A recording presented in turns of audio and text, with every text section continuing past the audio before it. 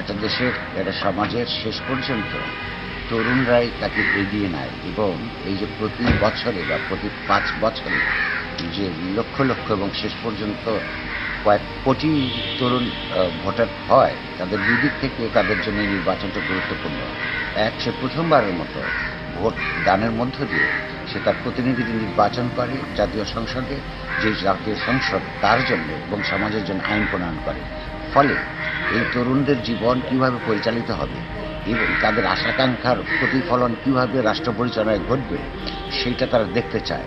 এবং এই তরুণদের ভোটাররা প্রথমবারের মতন তারা তাদের রাষ্ট্র পরিচালনায় ভোট প্রদানের মধ্য দিয়ে অংশগ্রহণ করে।